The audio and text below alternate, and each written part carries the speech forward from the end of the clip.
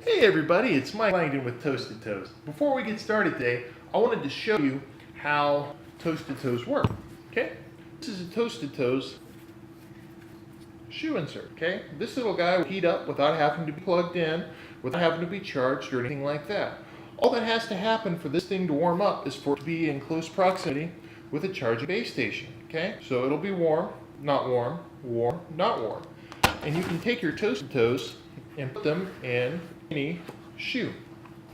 So now, as long as it's in close proximity, it'll heat up. Pretty cool. So, what's the difference between this and regular heated shoes, you say? Okay. This is a traditional heating element. This particular one is 250 watts built for a fish tank. The same thing for traditional heated shoes is being done just on a much smaller scale. The way this guy works is as long as this is plugged into the wall, electricity is passing through this. And depending on the amount of resistance, which is adjustable, that goes through this thing will get hotter or cooler. Okay? So you've got a really nice way to heat up your feet and keep them really warm. But the problem with the old-fashioned ones is it's got to be plugged into the wall, and you can't go more than 6 or 8 feet with this thing, stuck into your shoes.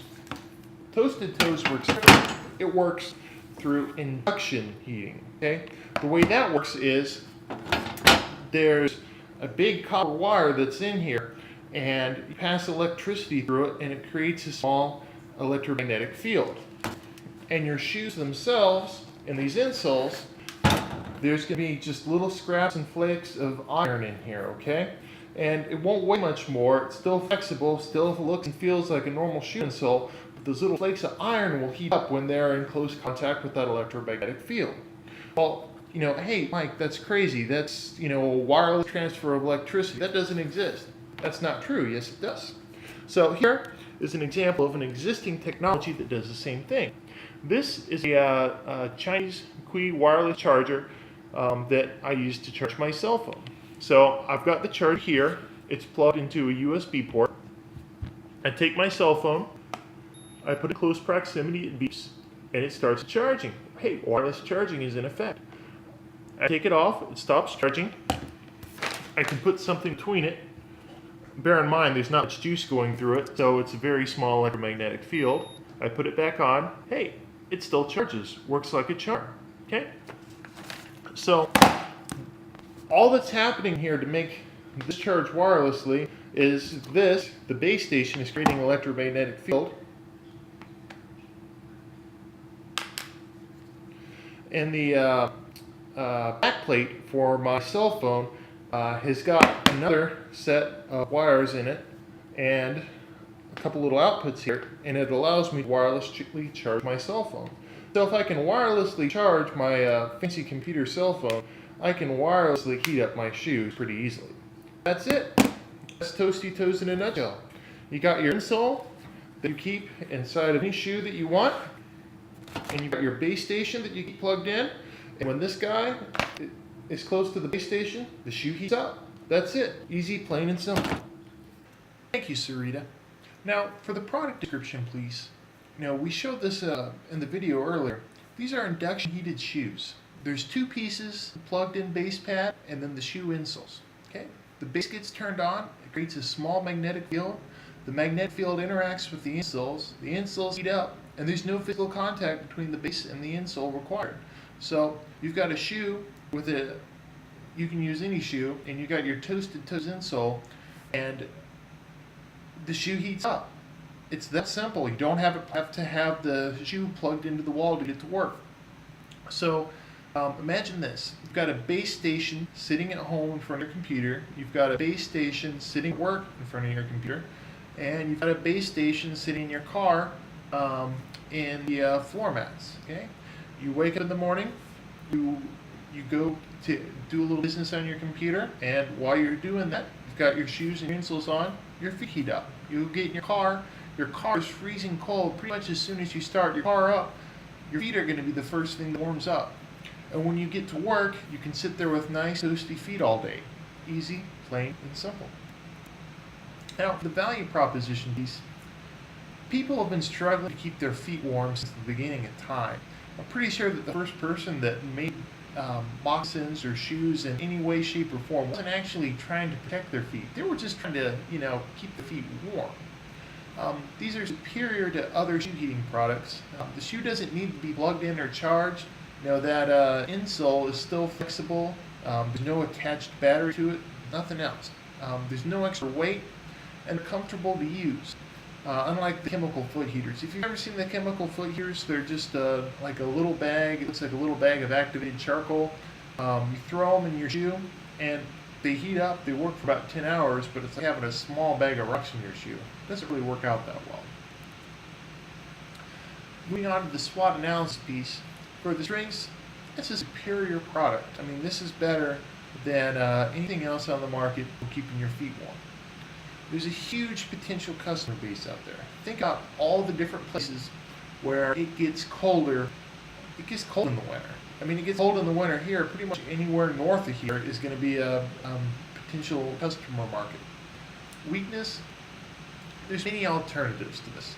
There's traditional heated shoes. There are, you could call socks an alternative to this. The chemical heaters are another alternative. And there's other heated shoes out there, but they're only really popular in really cold places further north than here. So, I mean, we're talking like Alaska, Maine, Canada, pretty popular there. And I think the biggest weakness for this product is it's just plain hard to explain the difference between this and a traditionally electrical heat shoe, just because not that many people are familiar with induction heating. On the opportunity side, this caters to mobility. Unlike shoes where you have to have them plugged into the wall, you can wear your normal shoes and be completely mobile and be able to use the heated portion of it only when you're around a base station. Okay? The licensing opportunity for this is huge. In particular, I'm thinking about automobile manufacturers, motorcycle manufacturers. Imagine your luxury car brands being the first to offer induction heated pads in their floor mats built in.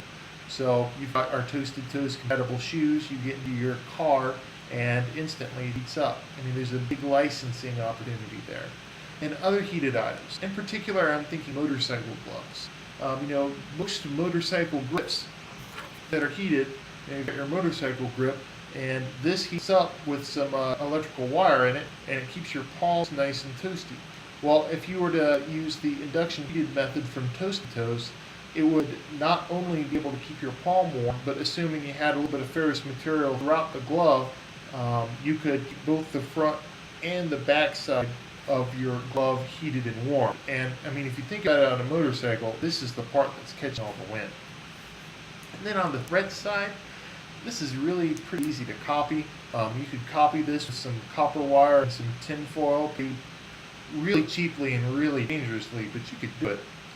And there's potential damage to other electronic equipment. Now, imagine you've got your Toasted Toes compatible floor mat in your car, and you drop a cell phone on it. Well, depending on how high you have the settings turned up on that, you could potentially fry your cell phone. Or, God forbid, you had a pacemaker and you lied down on the thing. It's a potential. It's something that we have to warn people about, and it's still definitely a threat. At this point in time, I'm going to go ahead and turn things over to Chioma. Chioma? All right, at this point in time, we're going to go ahead and talk about the needs analysis. Thank you, Sarita. First of all, people want to keep their feet warm. It's really plain and simple. The map below me, right there, should show world temperatures in January. Anywhere that you see blue on that map, it's cold. Anywhere that you see blue on that map is a potential market for us to market our Toasted Toes shoes. Now, the other thing is, heated shoes are nothing new, but there are some significant shortfalls in the existing competitors. First, the batteries are heavy for the rechargeable shoes, they're usually not warm enough, and thick insoles can lead to an improper fit. Now, with the direct competition piece, like we were saying, we've got the traditionally electrical heated shoes. They can either be plugged in to the wall or battery powered. Those battery powered shoes are usually rechargeable, but carrying around batteries in a shoe, they're heavy. The other thing is they're thick, and if you've got thick insoles, they can lead to improper wear. And then you've also got heated socks that you plug into the wall. The problem with all three of these products are if they get wet, they can be kind of a hazard, much less even getting them to warm up at all. Next, we got the indirect competition piece. Now, Toasted Toes is a new to the world product. There's really not that much indirect competition, or direct competition for that matter. The closest indirect competition we have would be chemical heaters. The problem with these is, you're talking about throwing in like a small bag of something that looks like activated charcoal into your shoe. And although they do get warm, if they get wet, they don't work. And do you really want a bag of charcoal inside of your shoe? It doesn't really fit or feel comfortable at all. And then the other piece of indirect competition is warm socks. And we have no chance of eliminating warm socks from the market, but we can still take a sizable chunk out of it.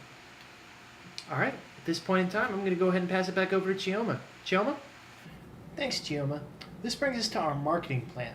Now, we're going to use a lot of the marketing communications mix, but before we get to that, we need to remember that most of our customers have no idea what Toasted Toes even is, much less how it works. So we're going to focus on things like demonstrations to make sure that customers know about us and what our product can do for them. We're going to be doing this via YouTube. We're going to be doing some demonstrations and personal selling at things like county fairs, and where we're allowed to, we're going to do that in the department stores themselves. We're also going to be relying on social media. We're going to have a Pinterest account, we're going to have a Facebook account, we're going to have a Twitter account, and we're going to use those to the greatest extent possible to get customers talking about our product. Also, we figure a lot of people are going to be looking for heated shoes on the internet, and particularly in Maine, we're going to pay Google and Yahoo to make sure that when people do a search for heated shoes, that at the very least, our product shows up in the ads that show up on the Google returns. And we're going to have limited use of traditional media. Now, we're not expecting to sell a ton of Toasted Toes, so we can't really afford television, radio, newspaper advertisements, that sort of thing. But what we can do is we can do things like make sure that people selling our product have posters explaining what our product does and brochures explaining what our product does to help customers make a more informed decision and make them aware of just what Toasted Toes can do for them. All right, Chioma? Thanks, Chioma. That brings us to 4.9, market research. First of all, we're not going to be launching Toasted Toes nationwide right off the bat. We're going to do a test market. We're going to do this test market in Maine. We figure this is a cold area, and this would be prime sales area for Toasted Toes. So we're going to test things out in Maine. We're going to be doing some consumer research before we start. We're going to be utilizing the 5-stage model. The 5-stage model on consumer buying processes consists of the total set of products available, the products the consumer is aware of, the products the consumer considers, the products the consumer chooses, and finally the decisions that they make. Since our product is a new-to-the-world product that the consumer is not aware of, we're going to have to invest some advertising dollars in making consumers aware of it. So, in particular, the research that we do on figuring out if the consumer is even aware of our product is going to be critical. We're going to be researching our competitors. We're going to be figuring out, or doing our best to figure out, how many pairs of heated shoes are being sold by other companies, how many chemical heaters are sold, what areas are they sold in, and of particular interest, what times of year are these items sold. In particular, are we looking at, like we're predicting, many more sales during the winter than during the summer. Now, that test market piece for Maine, we're rolling it out just in Maine, and the information that we gather from this first round of sales is going to tell us a lot about what we should expect for sales in the rest of the country. All right, Sarita. Thank you, Sarita. That brings us to our sales forecast. So we're going to be doing a survey of buyers' intentions, okay, and that's going to be used to determine the number to manufacture in our test market, okay. So at least for the test market piece, right ahead of time, we don't really know how many Toasted Toes that we need to manufacture. But one excellent way that we can get of getting a good guesstimate is using the program evaluation and review technique, which was pioneered by Booz Allen Hamilton, okay. This says that the most optimistic estimate plus 4 times the most likely estimate plus the most pessimistic estimate, all divided by 6, is going to give you a more realistic number than you would otherwise get. So our expert knowledge between myself, Chioma, and Sarita, we sat down and we figured, really pessimistically, if this thing doesn't do well, we're only going to be able to sell to about 1/100th of 1% of the population. Well, since Maine has a population of 1.36 million people, we can get an exact number on that. We figure, most likely, maybe 1/10 of 1% are going to buy it. And then most optimistically, maybe it might go really well and maybe 1% of the population will buy it. So we take those numbers and we run them, and we get 3,123 sales during the first year. And as mentioned earlier, we're also expecting the sales to be done in a demand cycle, as in we're not going to sell very many of them during the summer, and we're going to sell a whole lot more of them during the winter. Okay, at this point I'm going to turn it over to Sarita. Thank you, Sarita. This brings us to marketing organization. Now, for the marketing organization, we're not thinking about just sales in Maine. We're thinking about the long-term orientation and sales structure of the company. So we've broken it down into 3 separate parts. Indoor marketing, which is the traditional marketing piece where you walk into Walmart or a Bass Pro Shop or something like that, and we'll have our products available for sale. And we got to think about how to get those items into the store and how to get the customers to purchase the items once they come in. So we're thinking about just regular advertising and other things like how we're going to arrange our displays in the store. The vehicular marketing piece is a really big possible area for growth, and this goes along the lines of trying to partner with automobile manufacturing companies to do things like install the base pads inside of their floor mats as an option for some of the luxury cars, or even in like farming equipment, it would be perfect.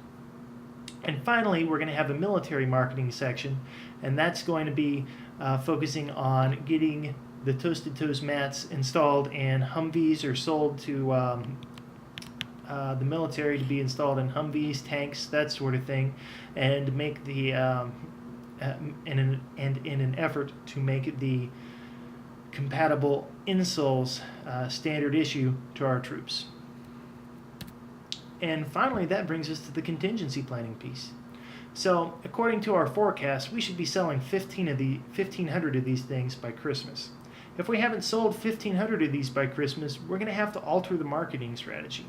Now, I don't know how we're going to alter the marketing strategy at this point in time, but part of the reason for having a test market is to be able to figure out, what's working well and what's not. So what we'll do is, if one area of Toasted Toes, if there's one particular thing that we're doing that we're getting a lot of feedback on that's, helping us sell a lot of Toasted Toes, we'll do more of that. Whereas if we have items that aren't really working, we'll stop doing them. So we'll shift our marketing dollars around to adjust. And finally, if Toasted Toes just isn't taking off in Maine at all, and we've tried everything with our marketing strategy and we don't know what else to do, there's only one thing left that we can do. We'll reduce manufacturing to go more in line with demand. Now, this obviously is not going to be in the long-term interest of the company, but if in the short-term interest of the company we know that Toasted Toes aren't selling, it makes sense to pretty much cease manufacturing and stop throwing good money after bad at that point in time. All right. Thank you very much.